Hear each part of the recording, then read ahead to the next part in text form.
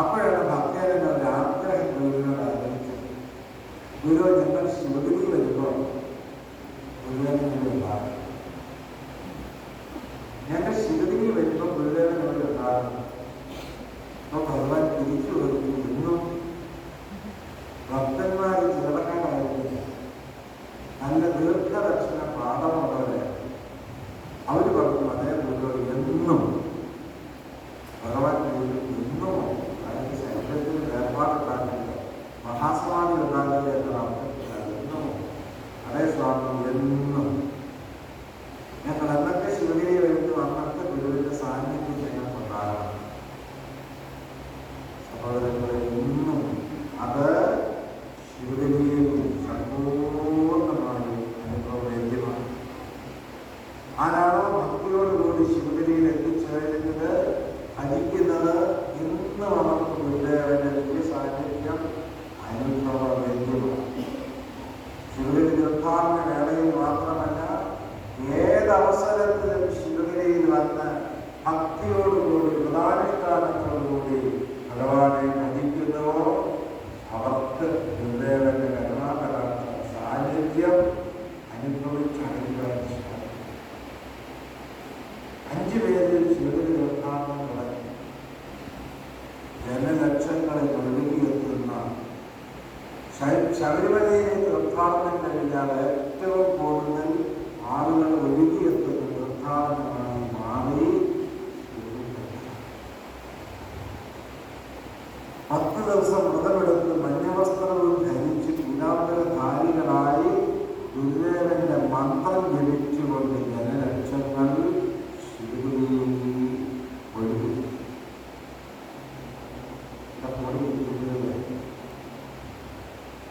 മുടങ്ങാതെ ശിവഗിരിയിൽ വന്നു 5 വർഷമായി മുടങ്ങാതെ 5 വർഷമായി എല്ലാ വർഷവും അല്ല, 5 വർഷമായിട്ട് മുടങ്ങാതെ എത്ര ആളുകൾ സന്തോഷം. 10 വർഷമായി മുടങ്ങാതെ വളരെ കഴിയുന്നത് സന്തോഷം. പക്ഷേ ശിവഗിരിയിൽ തീർത്ഥാടകരായി ഒരിക്കലെങ്കിലും വന്നിട്ടുള്ളവർ അപ്പോൾ ഇരിക്കുന്നതിൽ ഒരിക്കൽ പോലും വരാത്തവരും ശിവഗിരിയിൽ ഒരു പ്രാവശ്യം പോലും വരാത്ത ആളുകൾ ഉണ്ട് എന്ന് കേൾക്കുന്നത് വളരെ ദുഃഖമാണ്, വളരെ വിഷമമാണ്, വേദനയുണ്ടാക്കുന്നതാണ്. ഇതൊക്കെ എന്ത് വിളിച്ചു ശിവഗിരിയിൽ പോകാൻ സാധിക്കാതെ പോയത്? ശിവഗിരിയെ നിങ്ങൾ അത്ര ചെറുതായി കണ്ടു. ശിവഗിരി പോകാൻ എന്താ വലിയ ചിലവ്? നമ്മുടെ തൃശ്ശൂർ റെയിൽവേ സ്റ്റേഷനിൽ നിന്ന് 200 രൂപ ഉണ്ടെങ്കിൽ ട്രെയിനിൽ അങ്ങോട്ട് ഇങ്ങോട്ടും കാണാൻ 200 രൂപ.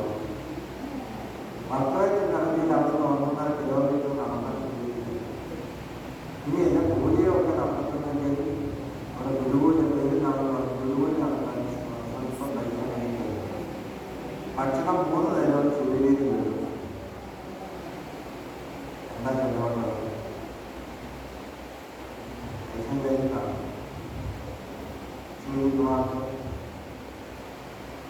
നമ്മൾ ശിവഗിരിയെ കാണേണ്ടതുപോലെ കാണുന്നില്ല, അറിയേണ്ടതുപോലെ അറിയുന്നില്ല.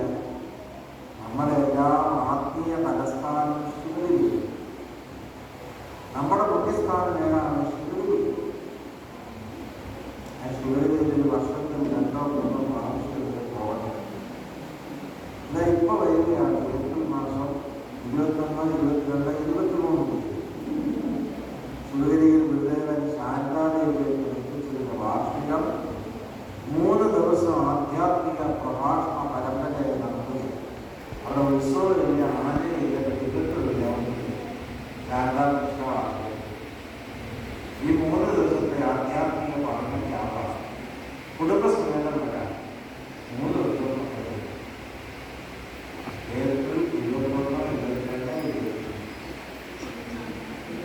കോട്ടയത്ത് വെച്ച് ഭഗവാൻ ശിവഗിരി തീർത്ഥാടനം അനുവദിച്ചു. കോട്ടയത്ത് നിന്ന് ഗുരുദേവൻ പിന്നെ പോയത് വൈക്കത്തേക്ക് 1928 ഫെബ്രുവരി മാസം 2 ഗുരുദേവൻ മനസ്സിൽ അവിടുന്ന് കഴിഞ്ഞു. മൂത്ര തടസ്സം എന്ന രോഗം, മൂത്രം ശരിയായി ശക്തിയായ വേദന അനുഭവപ്പെട്ടു. മുമ്പും മൂത്ര തടസ്സം എന്ന അസുഖമുണ്ടായി.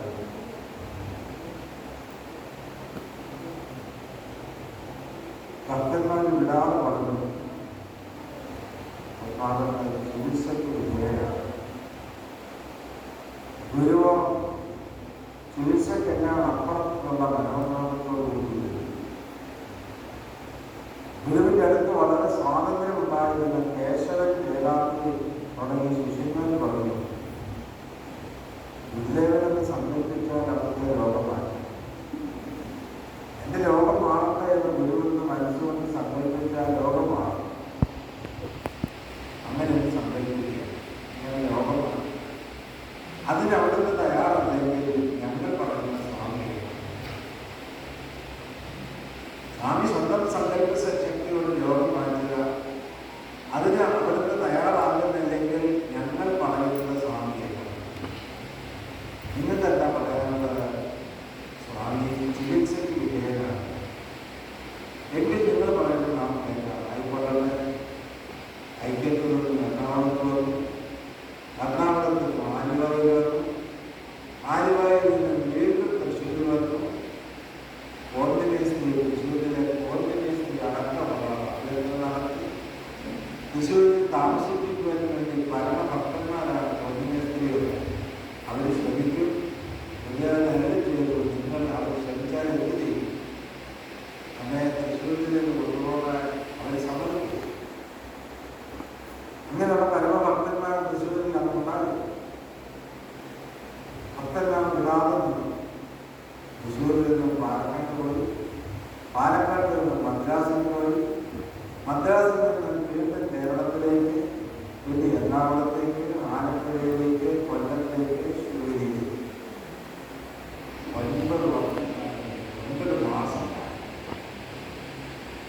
9 മാസക്കാലം യാത്രയിൽ ചികിത്സയിലൂടെ കേരളത്തിലെ പ്രശസ്തരായ ഡോക്ടർമാർ, വൈദ്യന്മാർ, ഗുരുക്കന്മാരാണ്. ചോലയിൽ മാർഗി വൈദ്യർ, മാവൈദ്യർ, കൊട്ടാഞ്ചേരി ചന്ദ്രവൈദ്യർ, ചാവറോട് മാർത്താണ്ഡൻ വൈദ്യർ, പാണാവല്ലി കൃഷ്ണവൈദ്യർ, ചായിക്കര ഗോവിന്ദൻ വൈദ്യർ, നീലകണ്ഠൻ വൈദ്യർ, നാരായണൻ വൈദ്യർ, അത് ജീവിച്ചിരുന്ന വൈദ്യന്മാരുടെ വലിയ കൂട്ടം പറഞ്ഞ ഗുരുദേവന്റെ ഗൃഹസ്ഥ ശിഷ്യന്മാർ. അവരെല്ലാം ശിവഗിരിയിൽ ഗുരുദേവന്റെ ശുശ്രൂഷ ചെയ്യുന്നവരെല്ലാം. ഞാൻ ചിതായ ഗുരുദേവന്റെ മഹാസമാധി എന്നൊരു പുസ്തകം എഴുതി. അത് വളരെ ബോധപൂർവ്വം ഞാൻ എഴുതിയുണ്ടാക്കുന്നതാണ്. കാരണം ഇങ്ങനൊരു 100-500 വർഷം കഴിയുമ്പോൾ അന്ന് വരുന്ന സമൂഹം ശ്രീനാരായണ ഗുരുദേവന്റെ മഹാസമാധി എങ്ങനെയായിരുന്നു എന്ന് വ്യക്തമായി ധരിക്കണം. ചരിത്രകാരന്മാരാരും തന്നെ വേണ്ടത് എഴുതിയില്ല. എത്രയോ ചരിത്രകാരന്മാരുണ്ടായി ഗുരുദേവന്റെ. ആ ചരിത്രകാരന്മാരാരും ഗുരുദേവന്റെ മഹാസമാധി എങ്ങനെയായിരുന്നു എന്നതിനെ സംബന്ധിച്ച് വ്യക്തമായ അറിവ് നമുക്ക് നൽകുന്നു. ആ ഒരു കുറവ് പരിഹരിക്കാൻ വേണ്ടി ഗുരുദേവന്റെ ചികിത്സയുടെ ദൈനംദിന റിപ്പോർട്ടുകൾ അടക്കം വൈദ്യന്മാരും ഡോക്ടർമാരും നഴ്സുമാരും അടക്കം അവരുടെ പദങ്ങൾ സഹിതം ശേഖരിച്ചു. ഗുരുദേവന്റെ മഹാസമാധി അതിന്റെ ചരിത്രത്തെ വളരെ ഭംഗിയായി എഴുതാൻ ഗുരുദേവന്റെ അനുഗ്രഹം ആകുന്നു. ഇതാണ് ഗുരുദേവന്റെ ആ മഹാസമാധിക്ക് പത്രങ്ങൾ എഴുതിയ മുഖപ്രസംഗങ്ങൾ 14 അന്ന് ജീവിച്ചിരുന്ന മഹാകവികൾ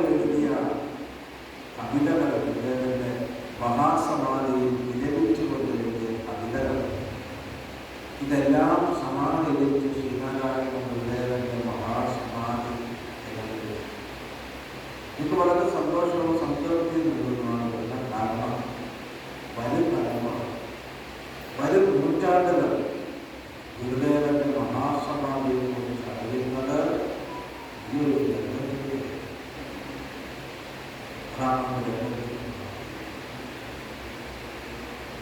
9 മാസത്താണ് ഗുരുദേവൻ ചികിത്സയ്ക്ക് വിധേയനായി.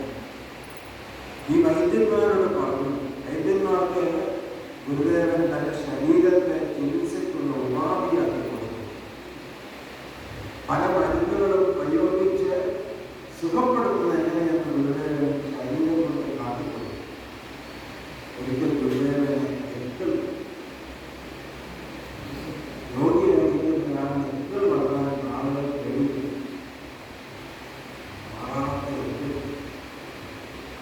എത്ര ശ്രമിച്ചിട്ട് എത്ര മാറും. ഡോക്ടർ സാമവൻ എന്നുള്ള ഇംഗ്ലീഷ് സാഹിത്യം അദ്ദേഹത്തിനെ ഗുരുദേവനെ ചികിത്സിക്കാൻ കൊണ്ട് തമിഴ്നാട്ടിൽ അദ്ദേഹം കൊണ്ടുവരുന്നതാണ് 15,000 രൂപ കൊടുത്തത്. അന്നത്തെ 15,000 രൂപയ്ക്ക് പറഞ്ഞത് ഇന്ന് എത്ര ലക്ഷം രൂപയായി. ഗുരുദേവന്റെ ശിഷ്യനായ ഗോവിന്ദാനന്ദ സ്വാമികൾ 15,000 രൂപ കൊടുത്ത് ഡോക്ടർ സാമവലിനെ സ്വീകരിച്ചു. സാമവല് ഏത് രോഗിയെയും ഞാൻ സുഖപ്പെടുത്താമെന്നുള്ള കണ്ടീഷനോട് ഗുരുദേവൻ വിശ്വത്തെ ഉപയോഗിക്കുകയാണ്. ഗുരുദേവൻ കത്തിൽ കിടക്കുന്നു. സാഹിത്യം ഏത് ഗുരുദേവന്റെ ശരീരത്തിലുള്ള വസ്ത്രമൊക്കെ മാറ്റി അതിൻ്റെ കഴുത്തിൽ കിടക്കുന്ന കുഴൽ ഗുരുദേവന്റെ നെഞ്ചിൽ വെച്ചു. നെഞ്ചിന്റെ ബലരാമക്കാരെ വിളിച്ചു. അതോടുകൂടി സാഹിത്യത്തെ കൈകാര്യം. പിന്നെ ഗുരുദേവൻ തിരിച്ചു കിടക്കാമെന്ന് ശിഷ്യന്മാരുടെ ഗുരുദേവൻ പുറത്തു വിട്ടതോടുകൂടി സാഹിത്യ ആത്മാവായ നിറത്ത് ഈ വഴി കാണും. അങ്ങനെ ഗുരുദേവന്റെ മനസ്സ് ഗുരു സുസ്മയുടെ വളർച്ചയായിട്ട് എത്ര സമയത്ത്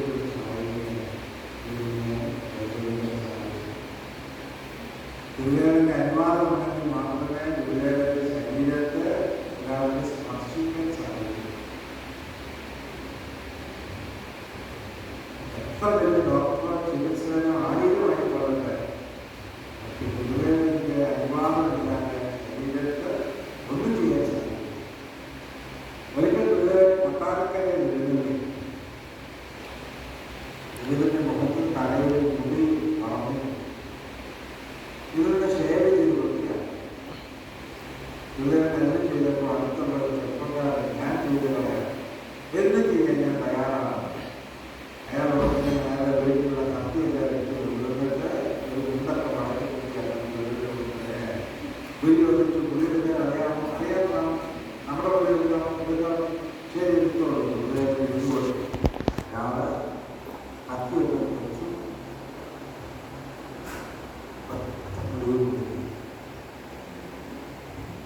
പിന്നെയും പിന്നെയും പിന്നെയും വെച്ച് ഒറ്റ രോമം നോക്കാൻ സാധിച്ചില്ല. വീണ്ടും കത്തി വെച്ചു.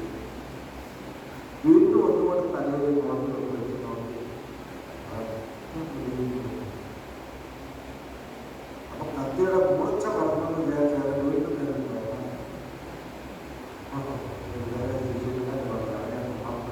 വളരെ ഇങ്ങനെ കത്തി വെച്ചു അതിന് ഉണർത്തി പറഞ്ഞ മാറ്റുക.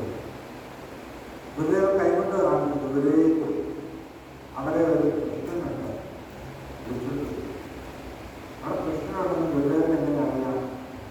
അതൊക്കെ അറിയുന്ന അൻപാർന്നവരായ പരമവിജ്ഞാനിയാണ്. എവിടെ നടക്കുന്ന ഏത് കാര്യങ്ങളും മനസ്സിലാക്കാൻ കഴിവുള്ള പ്രാപ്തിയുള്ള പ്രധാന ജ്ഞാനിയായ മഹാഗുരുവിന്റെ കൽപ്പന പ്രകാരം അവിടുത്തെ പ്രശ്നത്തെ വിളിച്ചു. കൃഷ്ണോട് ചോദിച്ചു, ഇത് എടുക്കണം, അവിടുത്തെ അനുഗ്രഹം ഉള്ളത് എടുക്കണം, അവിടുത്തെ അനുവാദം ഉള്ളത് എടുക്കണം എന്നാണ്. ശരി, ഇന്ന് എടുത്തുകൊള്ളുക. നിങ്ങൾ വീട്ടിൽ തന്നെ കുറച്ച് വെള്ളമൊക്കെ വേറെ ഒഴിച്ച് കുളിച്ച് വൃത്തിയായി വളരെ സമ്മാനത്തോടെ ഭക്തനാണ് നിന്നു. നിമിഷം കൊണ്ട്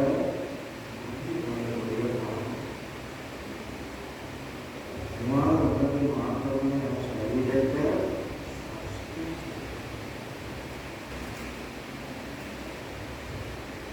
ഡോക്ടർ സ്വാമികളുടെ പിന്നീട് മുഖം എടുത്ത് പാട്ടിക്കൊണ്ടൊക്കെ ഒഴിവാക്കി പരമഭക്തരായ ഗുരുവിനെ ചികിത്സിച്ചു. എന്നിട്ട് പറഞ്ഞു ഗുരുവിന് അസുഖമുണ്ട്. നാഡീനരമ്പുകളെ കൊണ്ട് യോഗശക്തി കൊണ്ട് നാഡീനരമ്പുകളെ സ്വാമി സ്വന്തം നേട്ടങ്ങളാക്കി സ്വാമിക്ക് അസുഖം.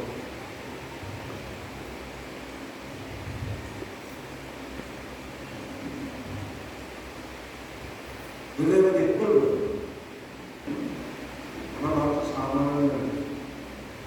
സാമാന്യ ഇംഗ്ലീഷ് മെഡിസിൻ അത്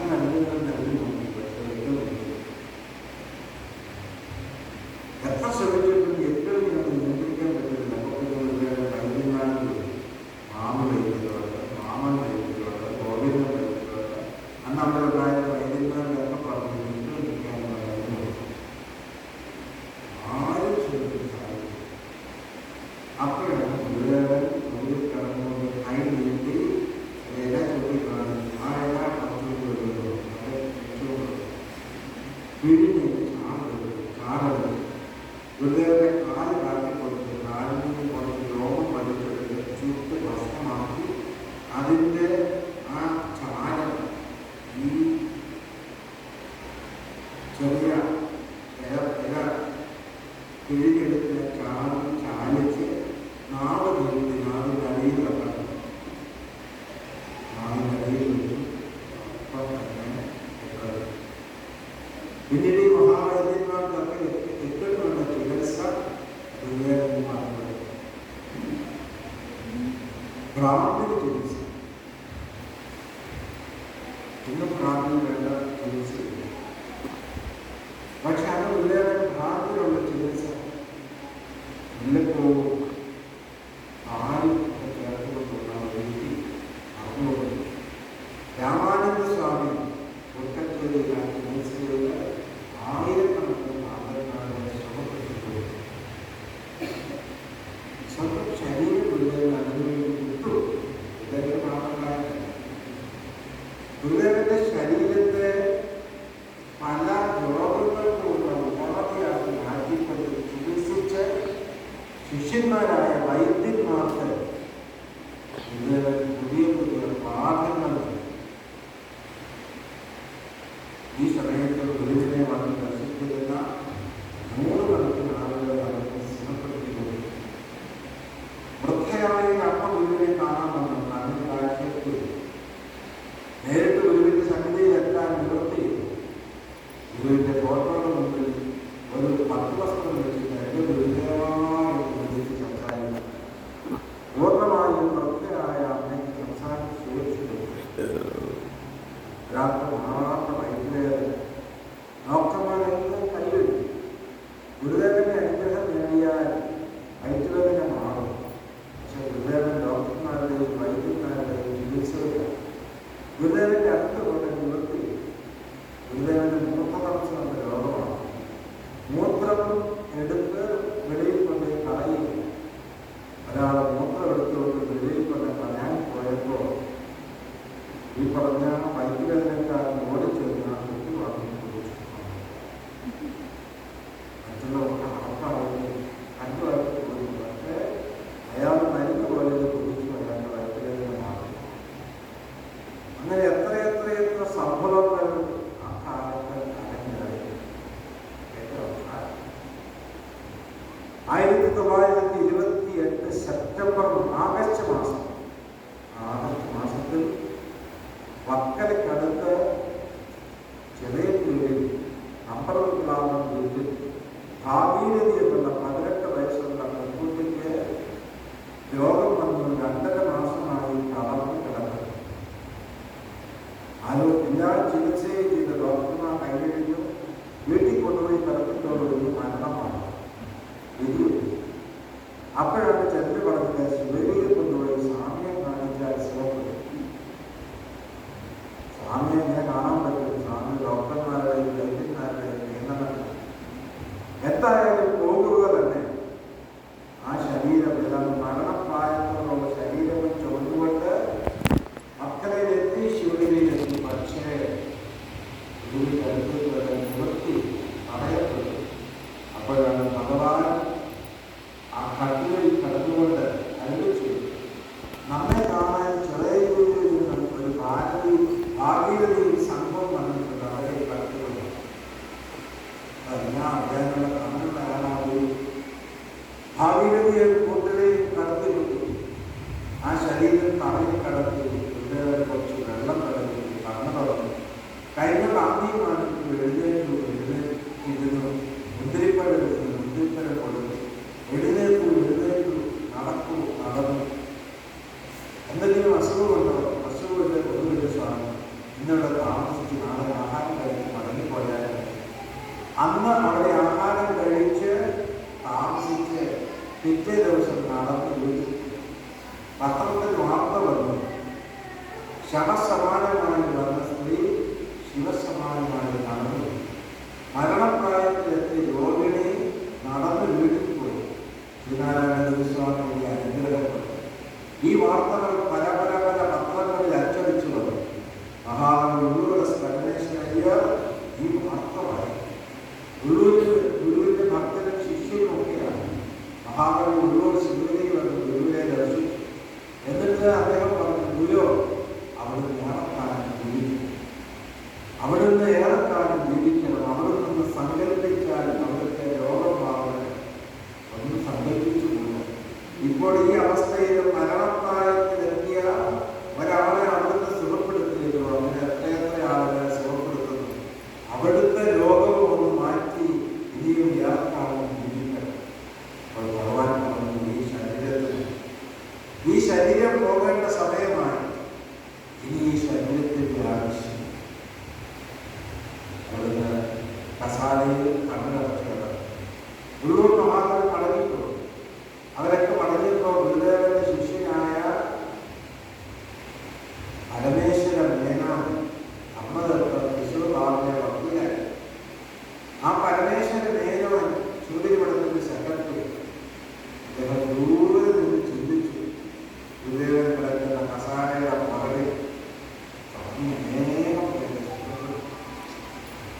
ഇപ്പോഴിതാ വൃദ്ധയായ സ്ത്രീക്ക് സംസാരത്തിൽ വയറ്റുവേദനക്കാരന് വയറ്റുവേദനമാണ്. 2.5 മാസമായി തളർന്നു കിടന്ന മരണപ്രായത്തിലെ സ്ത്രീ നടന്നത്. സ്വാമി ഇവിടെ എല്ലാം ശ്രദ്ധിക്കട്ടെ. സ്വാമി സങ്കല്പിച്ച സ്വാമിയുടെ രോഗമാണ്. എന്തുകൊണ്ട് സ്വാമി സങ്കല്പിക്കുന്നില്ല? ഒരു പക്ഷേ സ്വാമിയുടെ ആത്മീയ സ്വാമിയുടെ ആത്മീയ ചൈതന്യത്തിൽ എന്തെങ്കിലും കുറവ് വന്നോ? അമ്മദത്ത സ്വാമി കുറവ് നിന്ന് ചിന്തിച്ചു. കുറവ് ഗുരുദേവൻ പറഞ്ഞു. എല്ലായിടത്തും കണ്ടുണ്ട് ആ ഭഗവാൻ തിരിഞ്ഞ് പുറകോട്ട് നോക്കി. ധർമ്മദീർത്ഥൻ അവിടെ നിന്ന് എന്താ ചിന്തിക്കുന്നത്? മുന്നേക്ക് വരും. മുന്നിൽ വന്നു, അടുത്ത് വന്നു, നിറച്ച് ഗുരുവിന്റെ മുന്നിൽ. അപ്പൊ ചോദിക്കുകയാണ്, നമുക്ക് രോഗമുണ്ടല്ലോ? അന്നഹസിച്ചുകൊണ്ട് ഭഗവാൻ മുഴിഞ്ഞു, നമുക്ക് രോഗമുണ്ട്.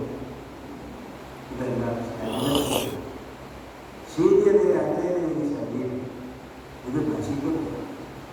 ഈ ശരീരത്തിൻ്റെ ആവശ്യമില്ല. ഇത് ഉപേക്ഷിക്കേണ്ട സമയമാണ്. അല്പം കൂടി കഴിഞ്ഞിട്ട് അവിടുന്ന് വെളിഞ്ഞു കഞ്ഞി എനിക്ക് നല്ല ദിവസം. അതെല്ലാവർക്കും ആഹാരം കൊടുക്കണം. കഞ്ഞി എനിക്ക് നല്ല ദിവസമാണ്. അന്ന് എല്ലാവർക്കും ആഹാരം കൊടുക്കണം. കഞ്ഞി 4-ാം തീയതി വന്നു. കഞ്ഞി 4-ാം തീയതി ഗുരുദേവൻ വൈദ്യമഠത്തിൽ വിശ്രമിക്കുമ്പോൾ ഗുരുദേവൻ അടുത്ത് വളർത്തി പഠിപ്പിച്ച കുട്ടികൾ ഭഗവാന്റെ പ്രാർത്ഥന സംസ്കരിക്കാൻ പഠിക്കും. ആ കൂട്ടത്തിൽ നായരും നമ്പൂരിയും ഈരവനും പുലയനും പറയനും ചാക്കോയും മുഹമ്മദും ഒക്കെ അവർ ആ പാദം തൊട്ട് നമസ്കരിച്ച് പോയപ്പോൾ ഗുരുദേവന്റെ കണ്ണുകൾ നിറഞ്ഞു. സഹോദരങ്ങളെ, ജീവിതത്തിൽ ഒരിക്കൽ പോലും സാധാരണ മനുഷ്യനെ പോലെ കരയാതിരുന്നവരും ജനിച്ചപ്പോൾ കരഞ്ഞു. അരുവിപ്പുറത്ത് ശിവപ്രതിഷ്ഠ നടത്തിയപ്പോൾ ആനന്ദം കണ്ണീരൊഴുക്കിയ ആ മഹാഗുരു കന്നി 4-ാം തീയതി വന്നപ്പോഴും അതുപോലെ ഒരു കണ്ണീർ പ്രവാഹം ഉണ്ടായി. ആനന്ദം കണ്ണീരിന്റെ പ്രവാഹമുണ്ടായി. അവിടുന്ന് മന്ദം പറഞ്ഞു, ഈ കുഞ്ഞുങ്ങൾ പോകുന്ന കണ്ട് ഇവർക്ക് ജാതി ഭേദ വ്യത്യാസം. നമ്മുടെ ബാല്യകാലത്ത് നമുക്ക് അനുഭവിക്കാൻ സാധിച്ചു. പാവപ്പെട്ട ചാത്തൻ വലയത്തെ പുറം തേച്ചു കൊടുത്തതിന് മാതാപിതാക്കൾ നമ്മെ ശാസിച്ചു. ഇപ്പോൾ ഈ കുഞ്ഞുങ്ങൾ പോകുന്നതാണ്. അവർക്ക് ജാതിഭേദമില്ല, മതഭേദമില്ല, ഭേദചിന്തകളൊന്നും മനുഷ്യരാശികളുണ്ട്. ഗുരുദേവൻ വിഭാവനം ചെയ്ത മനുഷ്യരാശിയുടെ ഏകത, ഏകലോക ദർശനം ആ കുഞ്ഞുങ്ങളിലൂടെ കണ്ടപ്പോൾ ഉണ്ടായ ആനന്ദ കണ്ണീരിന്റെ പ്രവാഹമായിരുന്നു കന്നി കോടി കന്നി ചാറ്റൻമഴയുടെ ദിവസമായിരുന്നു.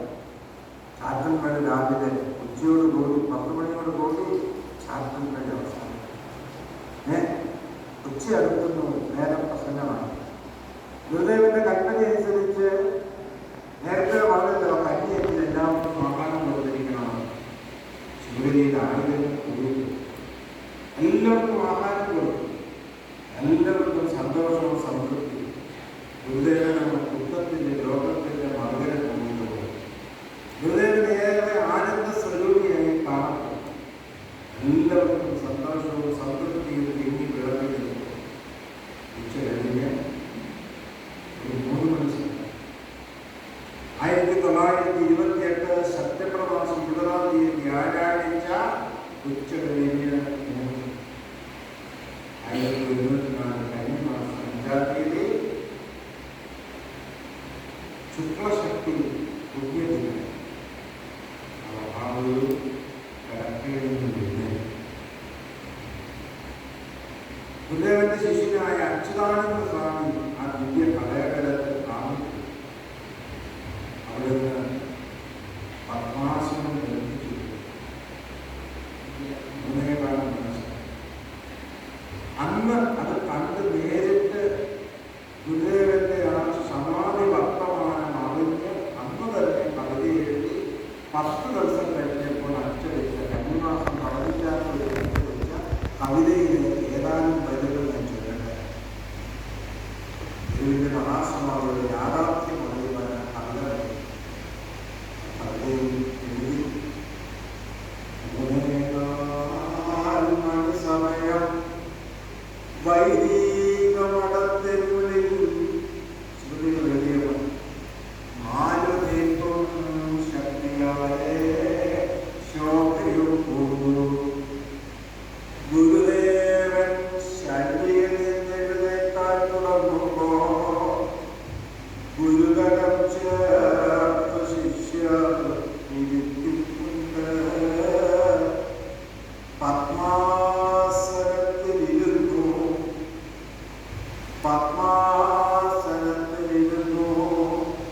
പത്മദളാകാരമായി മുഖം പാവനമായി ശോഭിപ്പിച്ചു.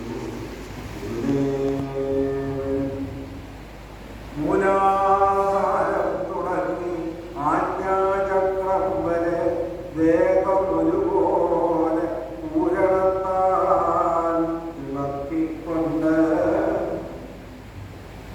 വേഗം ഒരുപോലെ പൂരണത്താൽ തിളക്കിക്കൊണ്ട് ഹംസദേവനായ ഗുരു ജ്ഞാനമുദ്രയിൽ പിടിച്ചു. ഹംസദേവനായ ഗുരു ജ്ഞാനമുദ്രയിൽ പിടിച്ചു. ഈ സമയം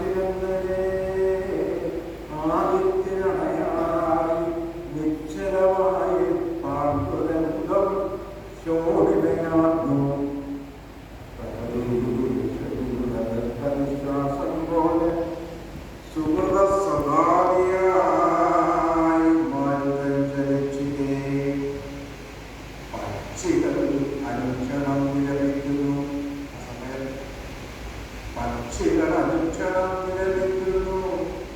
യഥാ ലക്ഷങ്ങൾ വൃക്ഷത്തോടിൽ തലയിൽ കളിക്കുന്നു.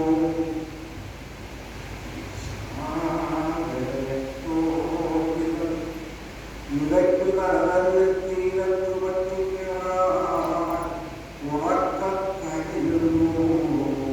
പുഷ്പങ്ങൾ പൊഴിയുന്നു. പുഷ്പങ്ങൾ പോലെ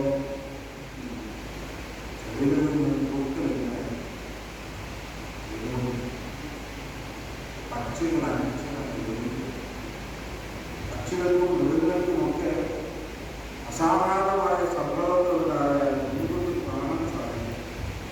അത് സുനാമി ദുരന്തമുണ്ടാകുമ്പോൾ മൃഗങ്ങളെല്ലാം പോയി അഴിച്ചു വെച്ചിരുന്നെല്ലാം പോയി വെച്ചു. പക്ഷികൾ അനുക്ഷണം നിലനിൽക്കുന്നു. യഥാലക്ഷത്തോടിൽ തലയിൽ കളിക്കുന്നു. സാഗരത്തോടുകൾ ഇടയ്ക്ക് കടലെത്തിയിലെത്തു പറ്റിക്കാൻ കരയുന്നു. പുഷ്പങ്ങൾ ഒഴുകുന്നു.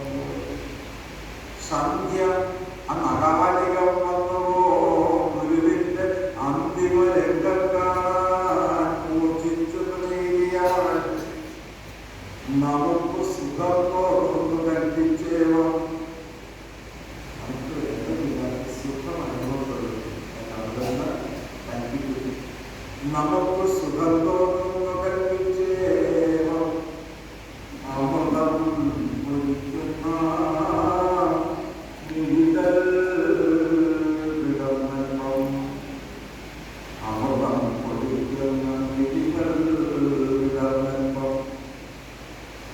ദൈവദശകം ചൊല്ലാൻ കഴിഞ്ഞു. സ്തോത്രാപവിത്രം പരിസരം ദൈവദശകം ചൊല്ലാൻ കഴിഞ്ഞു. സംവിധാനത്തിൽ യോഗവാസത്തെ ജീവൻ കുത്തി കടന്നു വായിച്ചുകൊണ്ടിരിക്കും. തുടർച്ചയായി ആ സത്വരം വായിക്കും. അതോടൊപ്പം ദൈവദശകവും കൂടക്കൂടി ആ സന്നിധിയിൽ ചൊല്ലിക്കൊണ്ടിരുന്നു.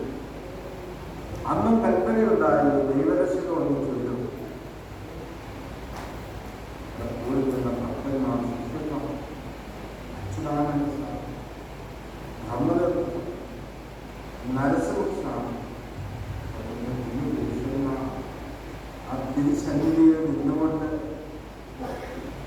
വിശ്വപ്രാർത്ഥന അവർ ചൊല്ലിക്കൊണ്ടു.